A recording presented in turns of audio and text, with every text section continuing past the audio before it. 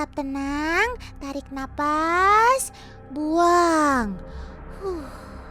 Situasi memang sedikit genting. Tuh lihat, itu tuh di atas sana. Kawanan lebah hutan membuat sarang tak jauh dari pemukiman. Padahal kawasan ini tak jauh dari pusat kota Yogyakarta. Sarangnya di ketinggian sana sudah cukup besar. Kalau tak segera dipindahkan, tentu berbahaya bagi warga sekitar. Lebah hutan atau Apis dorsata ini dikenal galak loh. Dibandingkan lebah madu ternak, tubuhnya jauh lebih besar. Dan mereka sedikit liar, sehingga tidak bisa diternak seperti lebah madu biasa. Kebayangkan kalau tersengat, bisa runyam tentunya. Apalagi satu kawanan atau koloni, anggotanya bisa sampai ribuan. Serem.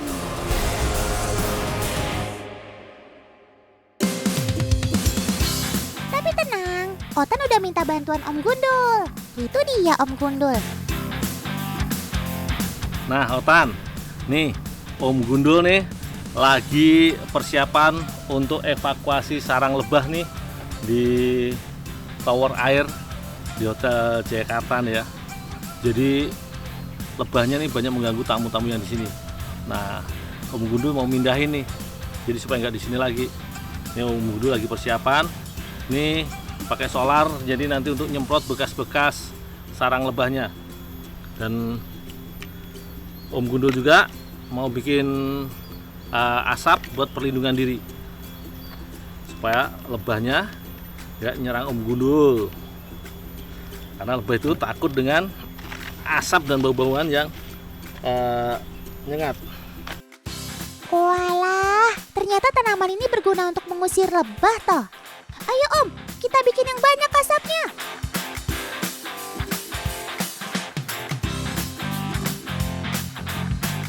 Nah Otan, ini fungsinya mandi asap begini nih supaya lebah nggak nyengat kita, karena lebah suka wangi-wangian dan nggak suka bau-bauan yang bau-bau asap begini. Lebah paling pantang bau asap.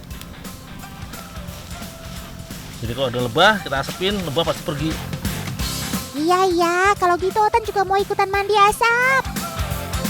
Nah ini untuk mengusir lebah yang di atas nanti. Paman kameramen, mendingan ikut pakai juga deh. Daripada nanti kesengat dan diserang, malah gak dapat gambar. Otan, ini persiapannya udah lengkap nih ya. Udah mandi asap, pelengkapan tali-tali sudah, untuk asap atas juga sudah. Nah, Om Gundul tinggal naik nih. Yuk, doain selamat ya dan semuanya berjalan lancar.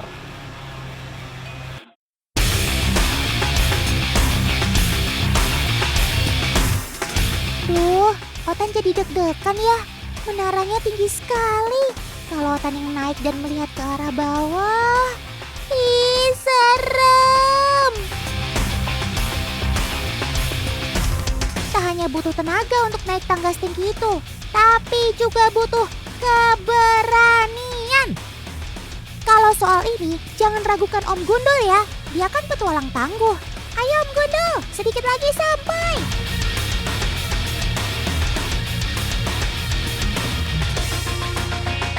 Nah, ini dia yang jauh lebih menegangkan. Ya, betul. Berhadapan langsung dengan kawanan lebah hutan. Mana jaraknya deket banget lagi. Untung Om Gundul sudah mandi asap untuk pelindung diri tadi. Lebah hutan di sini sering disebut sebagai tawon gung. Mereka biasa tinggal di pohon-pohon tinggi. Mereka suka sekali batang kayu yang melintang untuk dijadikan tempat tinggal. Nah, menara air ini rupanya juga cocok.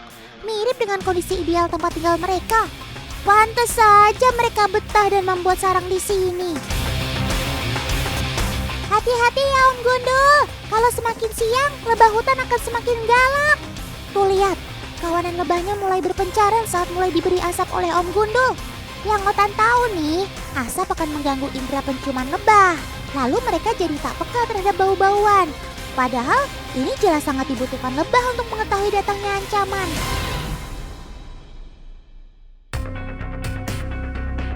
Asap juga mengganggu komunikasi di antara mereka loh. Jadi mereka urung menyerang. Lebah-lebah jadi langsung berpencar menghindari asap. Mereka mengira sarangnya sedang terbakar. Kawanan lebah memang takut api. Gangguan indera penciuman ini akan berangsur menghilang setelah sekitar 10 menit menjauh dari asap. Makanya Om Gundul, jangan terlalu lama di atas sana. Dan jangan sampai asapnya mati. Kalau kesadaran mereka pulih, bisa gawat. Ya, betul. Potong dari sana, Om. Seluruh sarang lebah yang menggantung harus dibersihkan. Wuhuu! Sarangnya berhasil dijatuhkan. Paman kameramen yang di bawah sana tetap hati-hati ya. Nah, tinggal bersihkan sedikit sarang yang masih tertinggal. Beton bekas tempat menempelnya sarang juga sudah disemprotkan pakai minyak tanah atau juga solar, jadi mereka akan kembali bersarang di sini lagi. Nah, Otan, nih sarangnya sudah dievakuasi ya. Cuman sayangnya tadi di atas nggak bisa sempat Om masukin karung karena posisinya susah sekali. Jadi terpaksa Om jatuhin ya. Dan di atas juga Om Gundul sudah semprot dengan solar sehingga aman. Dia tidak akan kembali lagi. Walaupun masih di hari ini ada beberapa yang masih mencoba mencari ratunya. Wah, ini namanya sambil menyelam minum air. Maksud Otan sambil evakuasi dapat madu. Asik. Madu lebah hutan kan terkenal sedap. Kermaks Om Gundul. Selain enak, madu juga merupakan sumber energi yang bagus. Tuh lihat, beberapa lebah masih mencoba makan madu dan memulihkan diri. Semoga kalian mendapatkan cukup energi untuk terbang dan membuat sarang kalian yang baru ya. Nah, sobatku semua, kalian pindah dulu yang jauh ya. Cari tempat yang lebih sepi penduduk ya. Tak semua lebah sifatnya liar seperti lebah hutan. Kalau ia jelas susah diatur dan tidak bisa diternakan. Nah, Otan mau kenali nih sepupu jauhnya. Ia dikenal dengan nama lebah madu Asia atau lebah madu timur atau orang setempat sini menyebutnya tawon unduhan. Kalau jenis lebah ini bisa diternak atau dibudidaya. Lebah jenis ini juga tersebar di Indonesia loh. Sekarang, Otan dan Kak Debbie sudah ada di hutan Wanagama. Letaknya tak jauh dari kota Jogja kok. Hutan penelitian ini termasuk wilayah Kabupaten Gunung Kidul. Di sini, lebah madu Asia diternakan oleh kelompok petani madu. Itu lihat, kotak-kotak yang digantungkan di atas pohon itu adalah sarangnya. Yap, benar sekali. Lebah jenis ini memang bisa diternakan dalam rumah-rumah buatan seperti ini. Petani setempat menyebutnya setup. Dalam setahun, tiap kotak ini bisa dipanen sejumlah 2 hingga 3 kali. Dan tiap panen hasilnya lumayan loh. Bisa sekitar 1,5 hingga 3 liter madu yang dihasilkan. Pak Hari dan Pak Ramto ini punya banyak sekali kotak-kotak setup. Masing-masing punya lebih dari 200 kotak setup yang dipasang tersebar di hutan ini. Wih, kermaks. Banyak juga ya. Seperti penanganan lebah hutan, asap juga diperlukan untuk menghadapi lebah madu Asia ini. Ayo sobat-sobat mungil, jangan sengat dan menyerang mereka ya.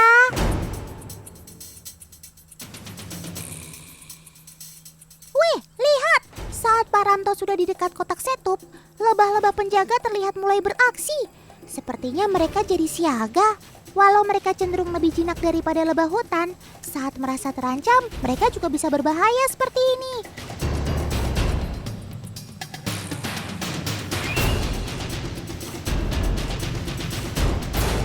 Kalau salah penanganan, bisa-bisa kita disengatnya. Eits, tapi tenang, kan Pak Ramto bawa asap. Nah, tali sudah terpasang. Sekarang saatnya menurunkannya dari atas pohon. Dalam satu setup biasanya terdiri dari beberapa sisir. Pada sisir-sisir inilah lebah membuat sarangnya. Dan tentu saja pada sarangnya terdapat madu. Wah, banyak sekali. Kak Debbie sumringah banget saat memotong helai demi helai sarang lebah. Tuh lihat, madunya sampai menetes-netes gitu.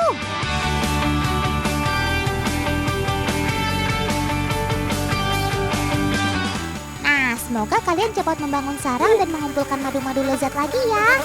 Jangan ngambek kalau madunya kami ambil.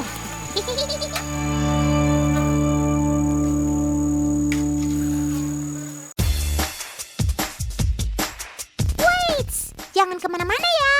Nonton terus Otan dan sobat-sobat Otan. Karena habis ini, Otan mau bagi-bagi rejeki teman. Yang berhasil menjawab sesuai ketentuan akan mendapat hadiah yang keren maksimal. Untuk keterangan kuis lebih lanjut, ikuti akun media sosial Instagram @megasinstrans7.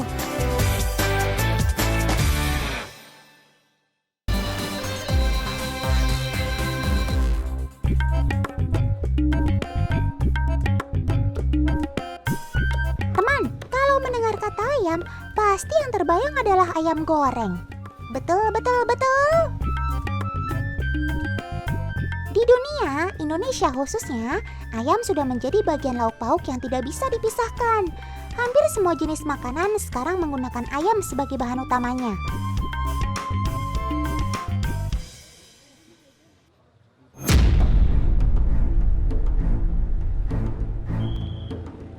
Teman, di balik konsumsi daging ayam yang terus meningkat, ada keadaan yang dapat merugikan masyarakat. Oknum tidak bertanggung jawab ini malah memperjualbelikan ayam yang sudah mati alias tiren alias mati kemarin. Sekarang Otan mau ajak kalian nih ke salah satu peternak yang melakukan praktik nakal ini.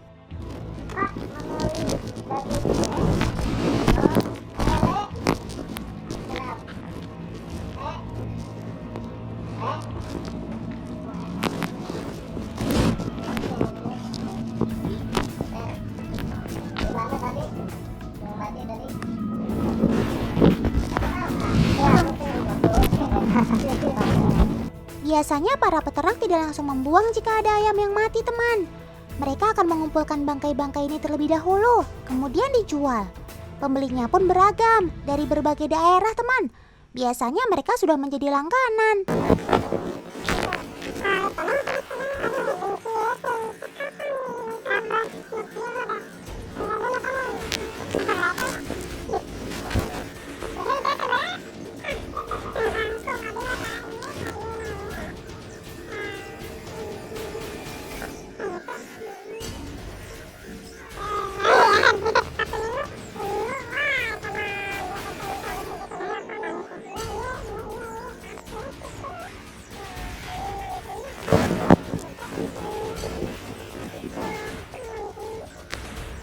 Lihat sendiri kan teman, betapa mudahnya agen Otan mendapatkan si ayam tiren ini. Duh, kok Otan jadi serem ya. Tidak hanya di peternakan saja teman, praktik jual beli ayam tiren ini juga dilakukan di rumah pemotongan hewan. Kalau di sini biasanya adalah ayam-ayam yang mati ketika dalam perjalanan dari peternakan menuju ke tempat pemotongan hewan. Seharusnya ayam-ayam yang sudah mati ini tidak boleh diperjualbelikan teman. Bangkai ayam harus dibakar atau dikubur agar tidak menimbulkan penyakit. Bangkai ayam ini sangat berbahaya loh jika kita konsumsi. Serem kan? Oh iya, ayam-ayam tiren ini banyak yang diperjualbelikannya dalam bentuk yang lain. Yaps, benar sekali. Rata-rata mereka sudah mengolahnya terlebih dahulu agar tersamar teman. Jahat banget sih Paman. Untuk tidak terlalu menimbulkan kecurigaan warga, Paman membersihkan si ayam tiren di rumah kontrakannya yang berada di dekat sawah.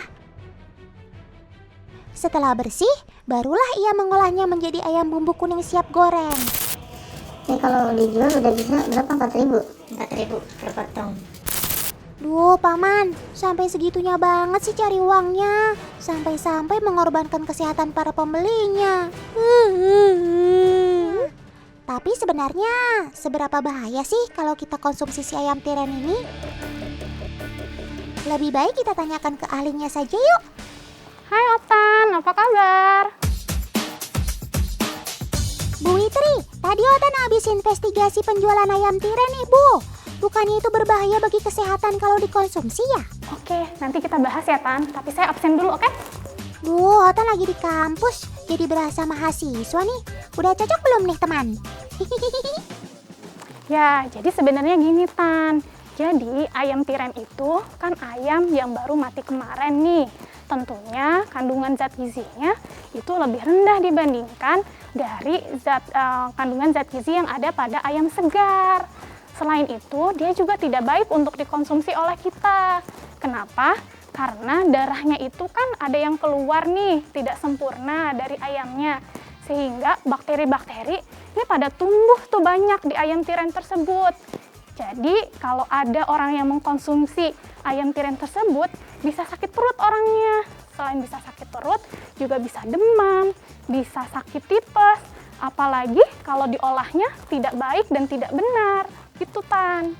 Tapi kalau kita nggak tahu dan terlanjur mengkonsumsinya gimana dong, Bu?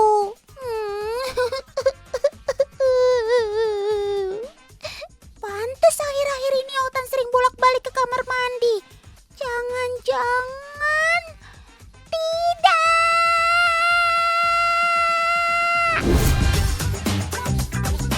Masih ngomongin si ayam potong nih teman. Selain ayam tiren, ada satu isu yang menyebar di masyarakat. Katanya, si ayam potong ini sudah disuntik hormon, sehingga ia dapat dengan mudah tumbuh besar. Suntikan hormon pada ayam dipercaya dapat memberikan dampak buruk bagi tubuh kita. Tak jarang, banyak juga dari kita yang tidak mau mengkonsumsi daging ayam potong ini. Apalagi bagi orang yang mengidap penyakit kanker, pasti gawat. Tapi memangnya seberbahaya itu ya jika kita makan ayam potong ini karena sudah disuntik hormon? Cross-check lagi yuk ke ahlinya, biar nggak salah informasi. Nanti malah jadi hoax kan berbahaya. Bu, Otan masih mau tanya lagi dong tentang perayaman. Katanya kalau kita mengkonsumsi ayam potong terlalu sering tidak baik ya karena mengandung suntikan hormon. Kalau benar, ada dampaknya untuk tubuh kita nggak ya, Bu? Ayam-ayam tersebut disuntikannya menggunakan antibiotik dan vaksin supaya ayam-ayam tersebut tetap sehat dan tidak gampang mati. Gitu ceritanya Tan. Terus katanya ayam potong ini juga berbahaya bagi penderita kanker ya? Kok bisa sih, Bu? Iya, jadi sebenarnya gini Tan, ketika si ayam itu disuntikkan oleh antibiotika yang terlalu berlebihan, jadi dagingnya ini akan mengandung antibiotika daging ayamnya, sehingga dia akan bersifat karsinogenik yang dapat memicu terjadinya kanker. Oh, berarti kita tidak boleh mengkonsumsinya secara berlebihan ya, Bu? Siap, laksanakan, Bu. Mulai sekarang, Otan janji akan perhatikan isi piring teman-teman deh. Soalnya, Otan nggak makan daging ayam, lebih suka pisang. Ini semuanya kan demi kesehatan kita semua juga. Benar apa betul, hayo?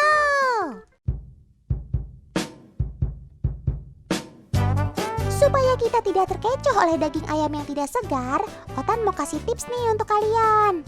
Apa saja sih yang harus diperhatikan ketika mau membeli daging ayam yang segar? Pertama, kita harus lihat terlebih dahulu warna dagingnya, teman. Daging ayam segar berwarna merah muda, tidak abu-abu. Kulitnya pun masih terlihat putih sedikit kemerahan. Hindari ayam yang berwarna pucat ya teman, karena bisa saja daging ayam tersebut sudah diberi formalin. Kedua adalah tekstur daging ayam masih sangat kenyal, tidak lembek atau keras. Tekstur ini bisa kita rasakan dengan memegang si daging ayam tersebut.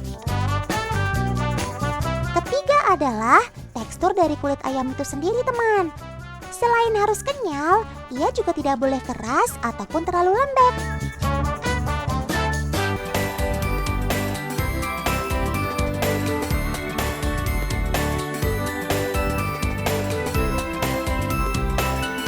Yuhuu! Waktunya Otan berbagi. Yang mau hadiah, yang mau hadiah. Ayo, merapat. Siap-siap. Pertanyaannya, Apis dorsata itu apa? Hayo. Yang nonton lengkap tayangan Otan pasti tahu dong ya. Jawabannya kirim ke akun media sosial Instagram @megasinstrans7. Otan tunggu.